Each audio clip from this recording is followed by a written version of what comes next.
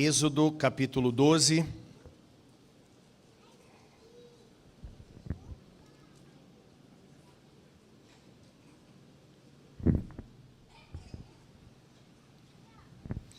Com muita reverência, acompanhe a leitura das Sagradas Escrituras, que nos diz assim: Disse o Senhor a Moisés e a Arão na terra do Egito: Este mês vos será o principal dos meses, será o primeiro mês do ano. Falai a toda a congregação de Israel, dizendo: Aos 10 deste mês, cada um tomará para si um cordeiro, segundo a casa dos pais, um cordeiro para cada família. Mas se a família for pequena para um cordeiro, então convidará ele o seu vizinho mais próximo, conforme o número das almas, conforme o que cada um puder comer. Por aí calculareis quantos bastem para o cordeiro. O cordeiro será sem defeito, macho de 1 ano. Podereis tomar um cordeiro ou um cabrito, e o guardareis até ao 14º dia deste mês. E todo o ajuntamento da congregação de Israel o imolará no crepúsculo da tarde. Tomarão do sangue e o porão em ambas as ombreiras e na verga da porta, nas casas em que o comerem. Naquela noite comerão a carne assada no fogo, com pães asmos e ervas amargas a comerão. Não comereis do animal nada cru, nem cozido em água, porém assado ao fogo, a cabeça, as pernas e a fressura. Nada deixareis dele até pela manhã. O que, porém, ficar até pela manhã, queimá-lo-eis. Desta maneira o comereis: lombos cingidos, sandálias nos pés e cajado na mão. Comê-lo-eis à pressa, é a Páscoa do Senhor. Porque naquela noite passarei pela terra do Egito e ferirei na terra do Egito todos os primogênitos, desde os homens até aos animais. Executarei juízo sobre todos os deuses do Egito. Eu sou o Senhor. O sangue vos será por sinal nas casas em que o estiverdes. Quando eu vir o sangue, passarei por vós, e não haverá entre vós praga destruidora quando eu ferir a terra do Egito. Este dia vos será por memorial, e o celebrareis como solenidade ao Senhor. Nas vossas gerações o celebrareis por estatuto perpétuo. Assim nos diz a palavra do Senhor. Vamos orar. Senhor Deus, essa é a tua palavra, Senhor, que trata sobre temas extremamente importantes para cada um de nós, e que fala sobre o teu Filho, que é o nosso Cordeiro Pascal. Meu Deus, eu lhe peço, Pai, por amor ao teu santo nome, para a tua glória, por favor, Pai, abra o nosso entendimento. Tem tantas coisas que podem tirar a nossa atenção, às vezes um cansaço, às vezes uma distração, às vezes algum tipo de ruído, o próprio inimigo. Mas eu peço, Pai, que em nome de Jesus, o Senhor nos traga clareza, entendimento, alimento espiritual, para a glória do teu santo nome, que eu lhe peço isso. E é no teu nome, Pai, no nome do teu Filho, no nome do Redentor, que eu peço. Amém. Meus irmãos, louvado seja o Senhor, graças ao nosso bondoso Deus, que nós estamos comemorando a Páscoa. É bem verdade que nós não temos como a Páscoa dentro do nosso calendário oficial da igreja. Na verdade, a Páscoa, ela faz parte da história da redenção, aonde nós vemos uma festa judaica, aonde Deus, pedagogicamente, ele já estava nos apontando para aquele que é o ápice da Páscoa, que é Jesus Cristo. Cristo, sim, é a nossa Páscoa. Cristo, sim, é o nosso Redentor, é o nosso substituto. Então, no dia do Senhor, comemorando a ressurreição de Cristo Jesus, nós falamos da Páscoa, e nós falamos sobre ele. O que é a Páscoa? Etimologicamente, a palavra Páscoa, ela deriva de uma palavra hebraica chamada passar, que tem um sentido de passar de largo, passar por cima, pular alguma coisa, pular algo. Esse sentido da palavra, ele veio do contexto da 10ª praga que Deus enviou ao Egito. Deus, para libertar o seu povo de Israel, que estavam presos, cativos há 400 anos no Egito, Deus levantou Moisés. Diz a palavra do Senhor lá em Êxodo, capítulo de número 3, que Moisés estava apacentando o rebanho do seu sogro Jetro. E de repente ele viu alguma coisa que chamou muito a sua atenção. Ele olhou para o Monte Horebe, o Monte Sinai, e ele viu que tinha uma sarça. Mas no meio daquela sarça tinha uma chama de fogo. E aquela chama não consumia aquela sarça. Então disse ele, eu vou até lá. Eu vou para saber por que aquela sarça ela não se consome. E quando ele chegou lá, meus irmãos, ele teve a presença ali naquele momento do próprio Deus em uma manifestação teofânica, falando por intermédio daquela sarça. E Deus falou para ele, Moisés, eu tenho ouvido o clamor do meu povo, e eu tenho visto o tanto que eles têm sofrido, e eu desci para libertá-los, e eu vou usar você nessa libertação. Moisés, humildemente, ou até tentando se esquivar daquela missão tão difícil, ele falou, mas Senhor, quem sou eu para que vá e liberte aquele povo da mão de Faraó? Deus então lhe fez uma promessa, e Deus cumpriu essa promessa. O Senhor falou para ele, eu vou libertar o meu povo, e eu vou trazê-los até aqui, neste mesmo monte, onde você está, para que eles me adorem. E assim fez o Senhor. Meus irmãos, Deus enviou 10 pragas devastadoras sobre o Egito. Deus estava, na verdade, humilhando os deuses dos egípcios. Por quê? Porque eles eram politeístas, os egípcios. Eles adoravam vários deuses. E no Egito, na verdade, estava ocorrendo uma guerra de deuses. Os deuses falsos lutando contra o Deus verdadeiro, que é Yahvé. E Deus foi enviando uma praga após a outra. Até que na última praga, foi a pior de todas. Foi a praga no qual o anjo da morte, ou o destruidor, ele ia entrar em cada casa que não tivesse o sangue do cordeiro aspergido ali. E se não tivesse, ele iria matar o primogênito daquela família. Só que antes de Deus enviar essa 10ª praga, o que ele fez? Ele levantou ali, meus irmãos, um sacramento da Páscoa, um memorial. Ele queria que antes disso, o povo se lembrasse de alguma coisa que ele iria fazer de forma perpétua. De maneira então que a Páscoa, ela é um memorial para que as pessoas se lembrem daquilo que Deus fez lá no Egito. É semelhante à ceia.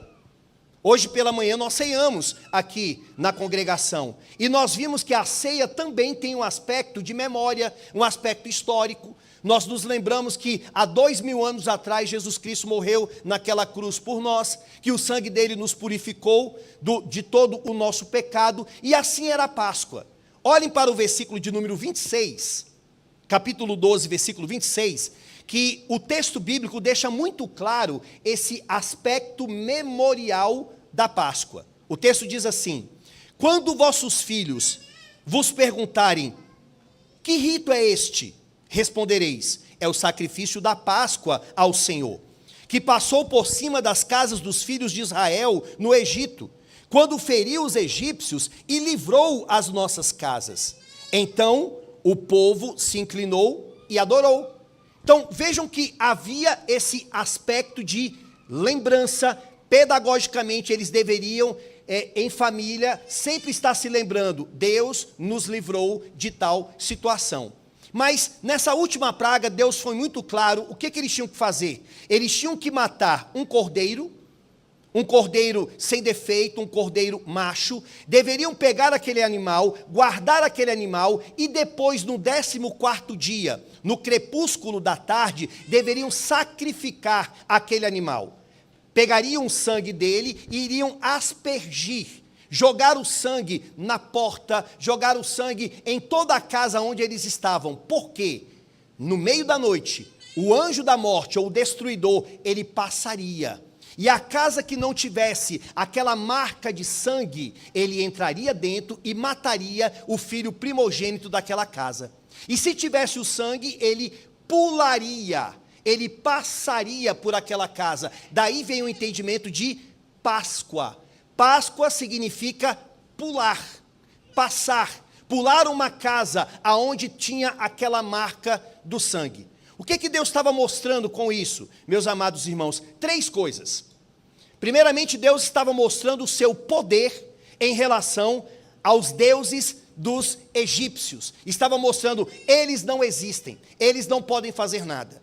Em segundo lugar, Deus estava mostrando a sua justiça para com os egípcios, porque eles mereciam aquilo que estava acontecendo com os seus filhos. Mas em terceiro, Deus estava mostrando a sua graça e a sua misericórdia com os israelitas, porque eles não eram melhores em nada que os egípcios. Os seus filhos só não foram mortos por causa do cordeiro pascal que estava dentro das suas casas. Então, dito isso, meus irmãos, nós vamos ver esse texto em 3 pontos. Eu quero extrair daqui 3 verdades para nós. Primeiro, nós vamos ver que a Páscoa, ela fala sobre a universalidade do pecado. A Páscoa fala sobre a universalidade do pecado. Todos ali eram pecadores, todos. Israelitas ou egípcios. Ninguém merecia ter a vida dos seus filhos. Segundo, nós vamos ver a necessidade do cordeiro. Todos eles precisavam de um substituto.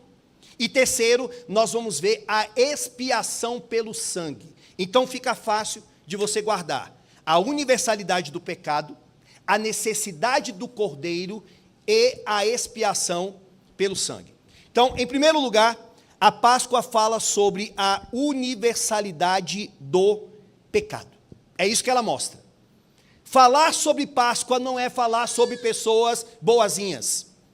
Falar sobre Páscoa não é falar sobre pessoas que mereciam aquilo que receberam de bom da parte de Deus. Falar sobre a Páscoa é falar que todos ali eram pecadores, todos ali mereciam a morte, todos ali mereciam que o anjo da morte, o destruidor, entrasse nas suas casas e acabasse com as suas famílias, com os seus filhos. Isso é Páscoa, é a universalidade do pecado. Irmãos, o que Deus fez aos egípcios não deve nos causar nenhum tipo de estranheza. Nós não deveríamos estranhar o que Deus fez aos egípcios. Sabe por quê? Eles eram maus. Eles não eram pessoas boas. Eles tinham um coração endurecido. Eles adoravam outros deuses. Eles não reconheciam o Deus de Israel, o único Deus, Yahvé. Eles não tinham compromisso com o Deus verdadeiro. Sabe a quem eles davam honra e glória? A Faraó, ao filho de Faraó, que eles consideravam como uma encarnação de uma divindade. Eles adoravam Ra, Ísis, Amon-Ra, Reqti, Rapi, Sete. Eles eram adoradores desses deuses falsos. Então, meus irmãos, o que Deus fez com eles foi justo. Deus usou de justiça com eles. Vejam que sobre o nascimento de Moisés, vocês se lembram que o Faraó, o que o Faraó fez? Mandou que todos os meninos de 2 anos para baixo fossem lançados no rio. E agora a gente vê Deus, nessa 10ª praga, se o Faraó usou de injustiça, Deus vai agir de forma justa. Ele agora sim vai punir os filhos deles, porque eles mereciam, mas de uma forma justa.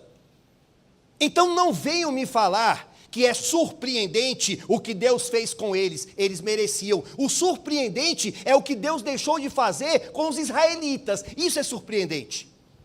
Isso deveria nos deixar pasmos. Isso deveria fazer a gente refletir bastante. Por quê? Porque os israelitas não eram melhores em nada que os egípcios. Eles não eram, meus irmãos. Os israelitas estavam sob a sentença de morte, assim como os egípcios. Quando Deus, na figura ali do vingador, do anjo da morte, visitou a casa de cada egípcio, Deus também visitou a casa de cada israelita. E Deus só não puniu cada israelita, os seus filhos, por causa do sangue do cordeiro que estava lá. Não era por causa de nenhuma bondade intrínseca neles, mas era tão somente por causa da bondade de Deus, da bondade de Yahvé, da graça e misericórdia da parte dele. Olhe para o verso 23, vamos ver se não é isso que o texto está mostrando. O versículo 23 diz assim: porque o Senhor passará para ferir os egípcios. Veja, o Senhor que vai ferir. Quando vir, porém, o sangue na verga da porta e em ambas as ombreiras, passará o Senhor aquela porta. Olha o sentido de Páscoa, passará, que é passar, ele vai pular. E não permitirá ao destruidor. Esse destruidor era um anjo enviado por Deus para executar aquela tarefa. Ele não vai permitir ao destruidor que entre em vossas casas para vos ferir. Então, por que o destruidor não entrou naquela casa do israelita para ferir? Não era por causa da bondade do israelita, mas era por causa da marca do cordeiro sacrificado que estava ali naquele lar. Então, somente por causa disso. Era por causa do substituto, era por causa do cordeiro que foi morto no lugar deles. O que nós temos que entender, meus amados irmãos, é que a reivindicação do anjo destruidor, ela teria eficácia se não fosse por a marca do sangue do cordeiro naquela casa. Ele poderia reivindicar: este filho é meu, aquele também é meu, todos aqui são meus, eu vou matá-los. Mas por que ele não fez? Por causa do sangue do cordeiro.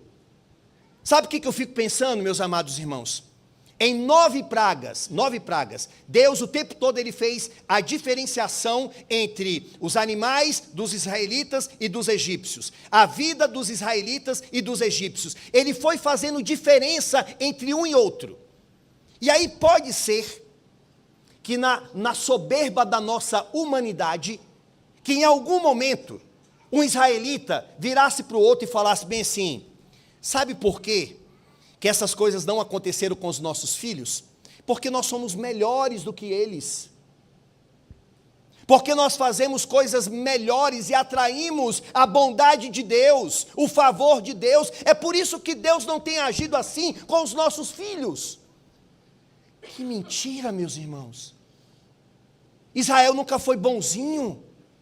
Se nós olharmos para a história do povo de Israel, nós vamos ver um rastro de idolatria, de maldade, de afronta ao Deus de Israel. Eu estava comentando lá na Nacional, quando o povo de Israel, ele sai do Egito, Deus tirou eles de lá, mais de 2 milhões de pessoas. Primeiro problema que eles tiveram, eles já mostraram o que estava dentro do coração. Eles pararam de frente com o Mar Vermelho, e atrás deles estava o exército do faraó, o exército mais poderoso daquela época, e o armamento que eles tinham eram os mais, belicosamente falando, os mais sofisticados daquele momento. O que eles tinham que fazer? Se eles tivessem caminhado, eles morreriam afogados. Se voltassem, eles seriam trucidados pelo faraó. O que eles tinham que fazer, meus irmãos? Esperar em Deus, confiar em Deus, acreditar que o Deus que tirou eles do Egito iria trazer um escape para eles. Mas sabe o que eles fizeram? Começaram a reclamar, a murmurar. Diz a palavra que eles morreram de medo. A melhor tradução bíblica diz que eles estavam apavorados. Estavam apavorados. Como assim? O Deus que tirou eles do Egito, agora eles estão ali parecendo um bando de menininhos, de fracos, e ainda jogaram a culpa ainda em Moisés. Sabe por que nós estamos aqui? Foi porque você nos trouxe para cá. Será que não tinha túmulos lá no Egito para a gente morrer lá? Então, vejam, meus irmãos, que eles não eram um povo bom. E quando a gente entra no livro de Juízes, estava comentando com o meu irmão ali, o Perim, quando eu fiz a série, juntamente com os pastores, com os presbíteros lá da videira, que nós fizemos uma série no livro de Juízes. Os irmãos sabem aqui, da redenção que estão aqui. Meus irmãos, o que a gente aprende do livro de Juízes? É a noite escura da vida de Israel. Na verdade, você vai avançando, você vai vendo que é um juiz pior do que o outro. É uma pessoa pior do que a outra. Quando você chega no final do livro, você vê cada história que você fica bem assim: meu Deus, essas histórias estão registradas nas Escrituras? Sim. O livro, na verdade, ele aponta para a nossa miséria, mostra que a gente não vale nada e mostra a necessidade que nós temos de um Redentor. Por isso que o Cristo aponta para Cristo. Não são os juízes que são os libertadores, é Cristo, porque nem eles também valiam nada. Lembra lá de Ezequiel? Quando a Bíblia fala que este povo tem ídolos dentro do seu coração. Pode ser que alguns falassem bem assim: eu não sou adorador de outros deuses como aqueles que se dobram diante de imagens de escultura. Sim, você não é desse jeito, mas você está cheio de ídolos dentro do seu coração. Você é tão idólatra quanto aqueles outros. Então, meus amados irmãos, a verdade desse texto é que eles, os israelitas, mereciam a perda de seus filhos, assim como os egípcios. Se Deus não tivesse providenciado um cordeiro, todos eles estariam perdidos. Todos eles. A começar pela própria natureza deles. Eles estavam ligados a Adão, Romanos 5,12. Todos pecaram e destituídos estão da glória de Deus, Romanos 3, versículo 23. Não há justo nenhum sequer, Romanos 3, versículo 9. Ezequiel fala que a alma que pecar, esta morrerá. E eles pecaram, o que eles mereciam? A morte. Era isso que eles mereciam. Mas, deixa eu falar uma coisa para vocês, meus irmãos. Vamos virar a mesa diante de nós. Vamos conversar também sobre nós, sobre cada um que está aqui, a começar por mim. Não é diferente também conosco. Não é diferente comigo e contigo. Você não merece a salvação, eu não mereço a salvação, eu não sou bom, você não é bom. O teu coração é ruim, o meu coração é ruim. Não há bem em mim, não há bem em você. Se temos a salvação, se vamos para o céu, é porque o Cordeiro foi morto em nosso lugar. Se vamos para o céu, é porque Cristo Jesus na cruz falou: tetelestai, está consumado. Ele pagou o preço, Ele viveu, Ele sofreu, Ele morreu em nosso lugar. Então, falar da Páscoa não é somente falar deles, mas também é falar sobre nós. Nós também só recebemos a salvação porque Cristo morreu por nós. Ele é puro, nós somos impuros. Ele é sem defeito, nós temos vários defeitos. Você está entendendo isso, meus irmãos? Como que isso faz com que a gente entenda? Eu gostaria muito, muito pela graça de Deus, que mesmo falando para todos, mas que o Senhor chamasse você num particular e mostrasse isso para você. Você só tem a salvação não por causa de você, você veio de Adão. Você merece o inferno, mas Cristo Jesus morreu por você. Por isso que para todo sempre, eternamente, os louvores, as palmas, os elogios, o engrandecimento, o enaltecimento, sempre será para Ele. Sempre será para Ele. E nós vamos nos lembrar disso na eternidade, do Cordeiro que foi morto por nós. Então esse é o primeiro ponto. A Páscoa, ela fala sobre a universalidade do pecado. Todos pecaram. Mas a Páscoa também, meus irmãos, ela fala sobre a necessidade de um cordeiro. Se todos pecaram, mas houve salvação, houve libertação, então é porque houve também a necessidade de um cordeiro. Houve essa necessidade. Irmãos, um texto como esse deixa muito claro para nós, teologicamente, o que nós chamamos de expiação limitada, ou expiação definida, ou expiação eficaz. O que é isso? Vejam que todos os pecadores lá, todos pecaram, mas o sangue do Cordeiro foi vertido, não sobre todos, mas sobre algumas famílias. Algumas famílias, as famílias dos israelitas que tiveram o sangue do Cordeiro ali. Isso mostra para nós o seguinte, de que quando o Senhor morreu, Ele morreu especificamente por algumas pessoas, apesar destas pessoas.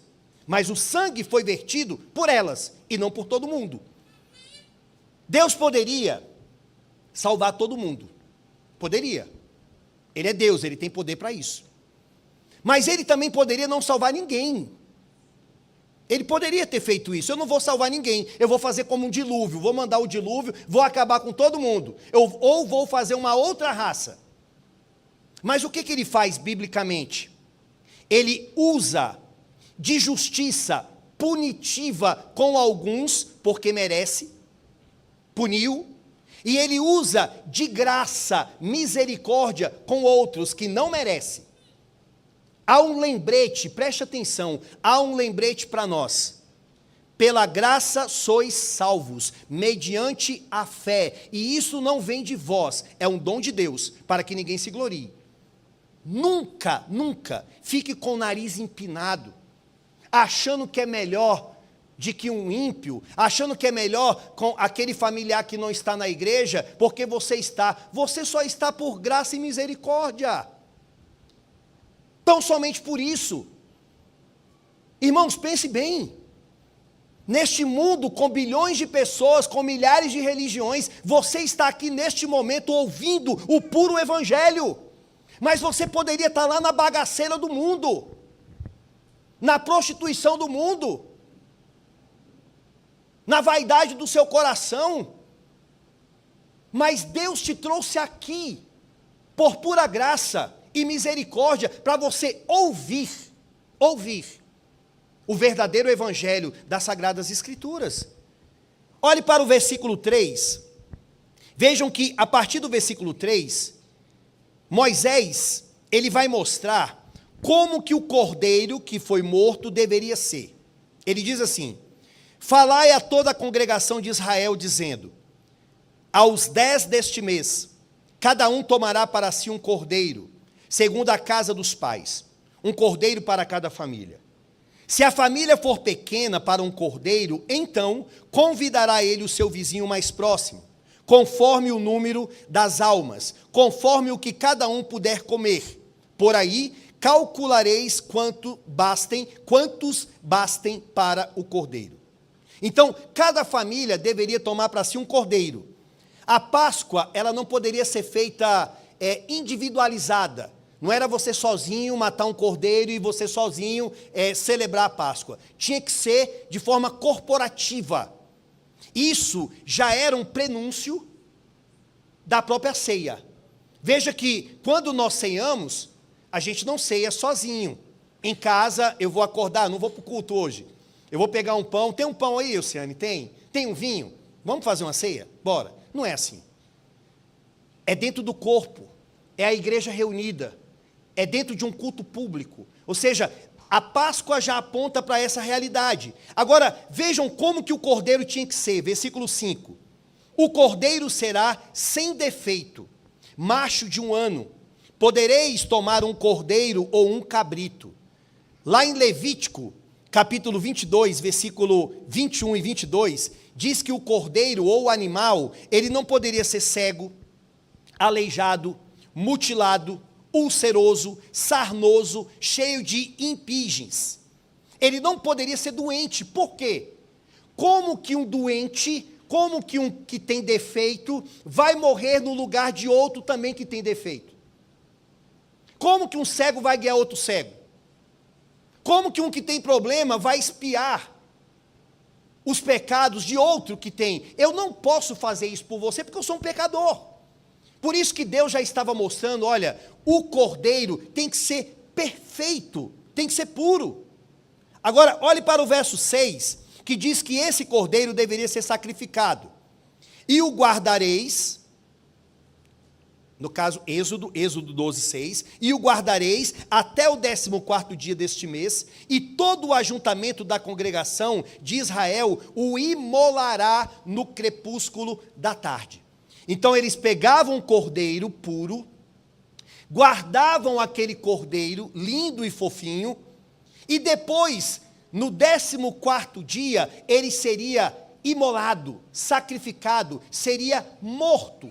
E diz o versículo 7, que eles então tomariam do sangue, não é tomar no sentido de beber, eles pegariam o sangue daquele animal, e eles iriam aspergir nas ombreiras e na verga da porta, nas casas em que o comerem. Naquela noite, versículo 8, comerão a carne assada no fogo, com pães asmos e ervas amargas a comerão. Não comereis do animal nada cru, nem cozido em água, porém assado ao fogo, a cabeça, as pernas e a fressura. Nada deixareis dele até pela manhã. O que, porém, ficar até pela manhã, queimá-lo-eis. Desta maneira o comereis. Lombos cingidos, sandálias nos pés e cajado na mão. Comê-lo-eis à pressa. É a Páscoa do Senhor. Assim eles deveriam proceder. Se eles almejavam que os seus filhos permanecessem vivos, eles tinham que fazer assim, através do sangue do Cordeiro. Irmãos, Deus sempre proveu o Cordeiro ao longo da história para a salvação do seu povo. Sempre. Quando você olha a história da igreja, a história da redenção, dentro dos textos bíblicos, vocês vão ver que em vários momentos Deus mandou cordeiros, matou cordeiros, apontando para o cordeiro que viria. Por exemplo, quando Adão e Eva pecaram, que está lá no capítulo 3 do livro do Gênesis, o que eles fizeram? Diz as escrituras que eles cozeram figueiras de palmeira, fizeram uma roupa através da figueira da palmeira, fizeram uma roupa para si. Sabe o que eles estavam fazendo ali? Estavam mostrando a autorredenção. Eles estavam mostrando o que muitas pessoas hoje querem fazer: salvação pelos seus próprios métodos, salvação pelos seus próprios meios, salvação por obras. Ah, vamos fazer isso, Eva, vamos pegar aquela folha ali e vamos tapar a nossa nudez. Aí Deus pega, ainda no capítulo 3, e diz que Deus matou um animal e cobriu a nudez deles. Olha o cordeiro aí. Deus matou um animal, sacrificou um animal, como diz lá no capítulo 3, versículo 21. Fez o Senhor vestimenta de peles para Adão e sua mulher e os vestiu. Nós vemos também, no caso de Caim e Abel, diz que Caim, ele trouxe uma oferta, mas a oferta que Caim trouxe foi uma oferta da onde? Uma oferta da sua agricultura. Mas Abel, ele trouxe uma oferta ao Senhor do seu rebanho. Mais uma vez, um animal foi sacrificado. Abraão, quem aqui não se lembra de Abraão, quando Abraão foi para sacrificar o seu filho? Lembra que ele próprio já tinha dito, Deus proverá. E lá na frente, quando ele pega o cutelo, que ele vai matar o seu filho, o anjo fala: Abraão, não faça isso. E aí o que aparece? Aparece um cordeiro. Então, quando nós chegamos no Novo Testamento, isso que eu quero que vocês entendam, todo o Antigo Testamento, com todas aquelas mortes de animais, era uma preparação para um momento em que Cristo Jesus iria aparecer. Agora, imagine essa cena. Jesus encarnou. Jesus, até os seus 2 anos, a gente vê alguma coisa dele na Bíblia. Depois com 12 anos. Depois somente com 30, que ele vai começar o seu ministério. E quando ele começa o seu ministério com 30 anos, quem o vê e fala sobre ele? O seu primo João Batista. João Batista, quando vê, ele disse: eis o Cordeiro de Deus que tira o pecado do mundo. Eis o Cordeiro de Deus. Meus irmãos, a Bíblia toda nos levou, através de vários animais, para Cristo Jesus como Cordeiro, como Salvador. A Bíblia toda, ela não é a história de Davi, ela não é a história de Sansão, ela não é a história dos juízes, mas a Bíblia toda é a história de Jesus. É sobre ele que a Bíblia está falando, isso que eu quero que vocês entendam. Assim como o animal tinha que ser sem defeito, sem problema nenhum, não foi assim com Cristo como o Filho de Deus? Jesus em algum momento pecou? Jesus em algum momento cometeu alguma coisa relacionada à transgressão? O próprio Cristo falou, meus irmãos, qual de vós pode me acusar de algum pecado? E ninguém pôde fazer nada em relação a ele. Então, o animal tinha que ser sem defeito, apontando para Cristo. Cristo veio como Filho de Deus sem defeito, uma vida irrepreensível. O animal, ele tinha que ser sacrificado no 14º dia, no crepúsculo da tarde, na parte da tarde. Jesus Cristo, quando ele morreu também no período da tarde. Ele morreu também, assim como aquele cordeiro lá do Antigo Testamento, meus amados irmãos. Então, tudo o que nós temos aqui aponta para Cristo Jesus, tudo. Olhe para o capítulo 12, versículo 46, só para vocês entenderem como que tudo aponta para Jesus. Capítulo 12, versículo de número 46, diz assim: o cordeiro há de ser comido numa só casa, da sua carne não levareis fora da casa, nem lhe quebrareis osso nenhum. Meus irmãos, esse texto foi escrito cerca de 1500 anos antes de Cristo vir. Foi escrito por Moisés. Agora, abra a sua escritura, a sua palavra, lá em João, capítulo 19, versículo 31, que nós vamos ver o cumprimento desse capítulo 12, aqui, lá no Evangelho de João, no capítulo 19. Capítulo 19 de João, versículo de número 31. Veja como que a Bíblia, ela profetiza e ela cumpre. Então os judeus, para que no sábado não ficassem os corpos na cruz, visto como era a preparação, pois era grande o dia daquele sábado, rogaram a Pilatos que se lhes quebrassem as pernas e fossem tirados. Os soldados foram e quebraram as pernas ao primeiro e ao outro que com ele tinham sido crucificados. Chegando-se, porém, a Jesus, como vissem que já estava morto, não se lhe quebraram as pernas, mas um dos soldados lhe abriu o lado com uma lança, e logo saiu sangue e água. Aquele que isto viu testificou, sendo verdadeiro o seu testemunho, e ele sabe que diz a verdade, para que também vós creiais. E isto, presta atenção, e isto aconteceu para se cumprir a Escritura: nenhum dos seus ossos será quebrado. Vocês ouviram isso aqui? Vocês viram isso? Nenhum dos seus ossos. Por que não quebraram os ossos de Jesus? Porque tinha profecia lá em Êxodo capítulo 12.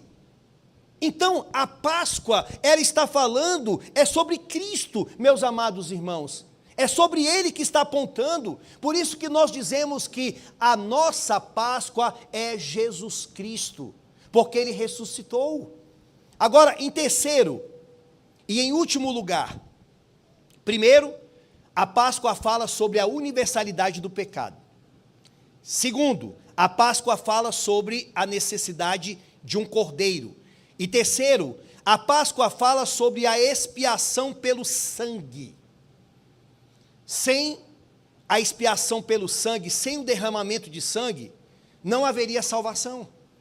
Então, observe, meus amados irmãos, que se você torcer, eu não sei se os mais antigos aqui lembram, aquele jornalzinho que eles davam de graça lá na rodoviária, que a gente falava bem assim, esse jornal aí só tem sangue.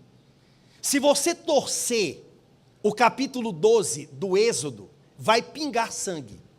Por quê, meus irmãos?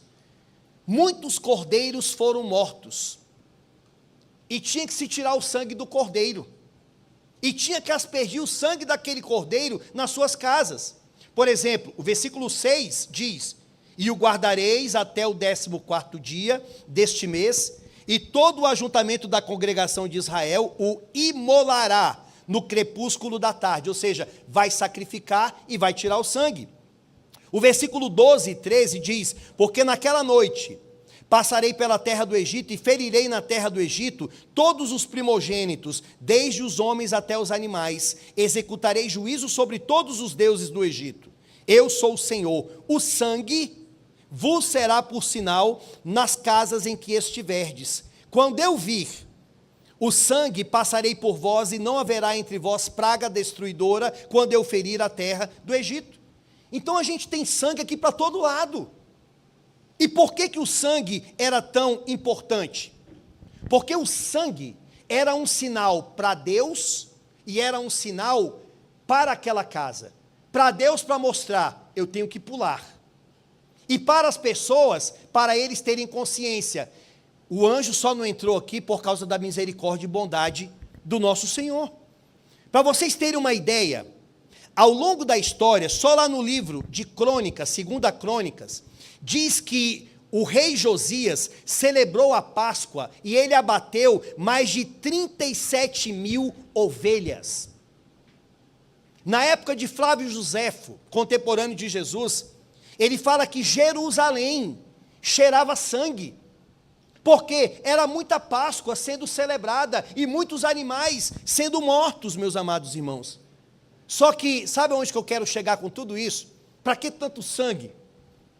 Porque, biblicamente, a gente sabe que não adianta sangue de animais, não adianta sangue de bode, sangue de cordeiro, sangue de qualquer animal que seja, sangue de animal nenhum pode nos purificar de todo o pecado. Isso aqui aponta para Jesus. É por isso que em Hebreus capítulo 10, versículo 4 diz, é impossível que o sangue de touros e bodes tire pecados. É impossível. Por isso que a Bíblia vai dizer em Romanos 5,9, logo muito mais agora sendo justificado pelo seu sangue. Efésios 1,7, no qual temos a redenção pelo seu sangue.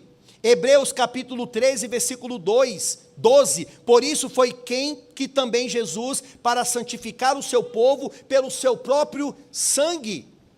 E Hebreus capítulo 1, versículo 18, que diz, sabendo que não foi mediante coisas corruptíveis como prata ou ouro, que fostes resgatados do vosso procedimento que vossos pais vos legaram, mas pelo precioso sangue de Cristo, com efeito, antes da fundação do mundo, porém manifestado no fim do tempo, por amor de vós.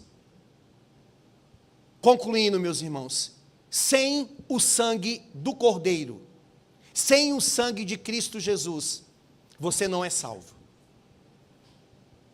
Não adianta as suas obras, não adianta a sua força, não adianta a sua riqueza, não adianta a reputação familiar. Se não tem um cordeiro e se não tem o sangue do cordeiro, você vai para o inferno com seu dinheiro. Você vai apodrecer do mesmo jeito como os demais e ainda vai sofrer no inferno. Porque tem que ter o cordeiro e tem que ter o sangue dele. E aí a pergunta que eu lhe faço nessa noite, se você estivesse lá na Páscoa, na época de Moisés, você sacrificaria um cordeiro pela sua família, pelo seu filho? Se você estivesse lá, você faria isso? Eu acho que sim.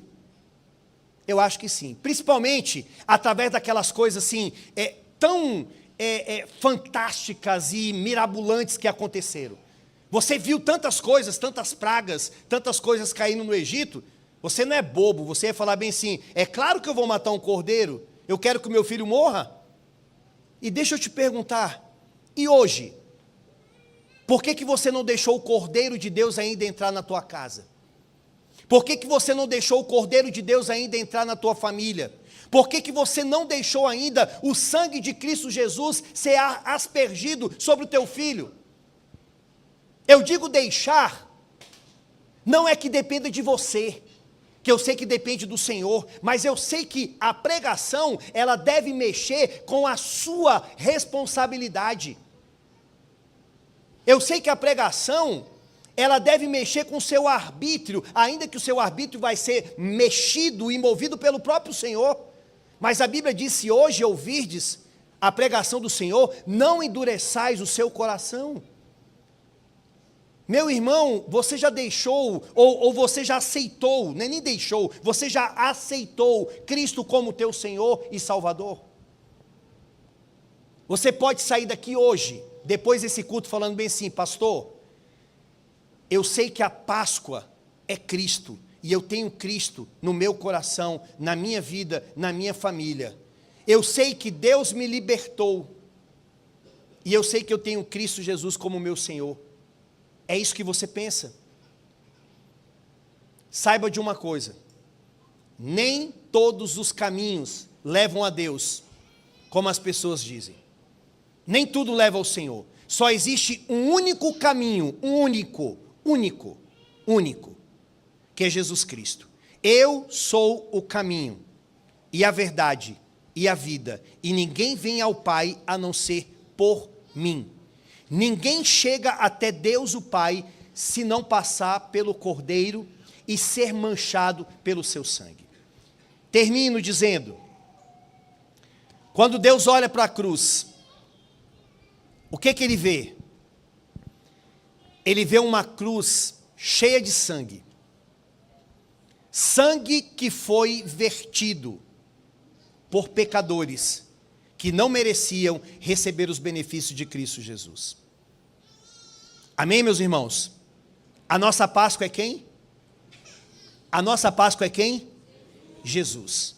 A Ele a honra, a glória e o louvor para todo sempre. Vamos orar. Senhor Deus, Tu és a nossa Páscoa, ó Cristo Jesus. Bendizemos o Teu santo nome nessa noite, na ressurreição de Cristo. Como Paulo disse em 1 Coríntios capítulo 5, versículo 7, que Cristo é o Cordeiro Pascal que foi imolado por nós. Nós Te louvamos nessa noite, bendizemos o Teu santo nome, exaltamos o Senhor pela Tua provisão, pela Tua bondade. Temos consciência da universalidade do pecado, da necessidade do Cordeiro e da expiação pelo sangue dele. Te louvamos, Senhor Deus, em nome de Cristo Jesus. Amém.